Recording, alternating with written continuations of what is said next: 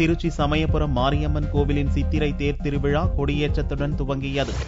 திருச்சி சமயபுரம் மாரியம்மன் கோவிலில் சித்திரை தேர் திருவிழா ஞாயிறன்று கொடியேற்றத்துடன் துவங்கியது. சக்தி கோவில்களில் மிகவும் பிரசித்தி பெற்ற ஸ்தலமாக விளங்குவது சமயபுரம் மாரியம்மன் கோவில். இங்கு ஆண்டுதோறும் சித்திரை மாதத்தில் தேர் திருவிழா நடக்கிறது. ஞாயிறன்று அதிகாலை அம்மனுக்கு சிறப்பு அபிஷேகமும் ஆராதனைகளும் நடந்தன.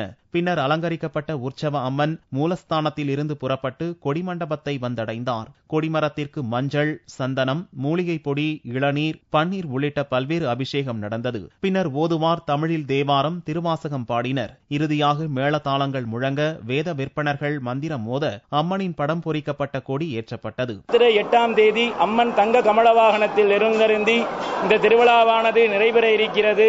பக்த மெய்யோடிகளுக்காக அம்மன் இருந்த விரதம் நிறைவேற்றதால் கல்யாணகரகா என்று சொல்லக்கூடிய சர்வ மங்களமும் நடைபெற்று உலகத்தில் இருக்கக்கூடிய அனைத்து ஜீவராசிகளும் எல்லாரும் வளம் விட்டு அம்பிகையை அருள் பாத்திரமாக நம் பிரார்த்திக்க கொள்ளப்படுகிறது. ஞாயிறு துவங்கி அம்மனின் அன்னம், குதிரை, யானை உள்ளிட்ட பல்வேறு வாகனங்களில் வீதி உலாவும் 10ஆம் நாளான 14ஆம் தேதி தேரோட்டமும் நடக்கிறது.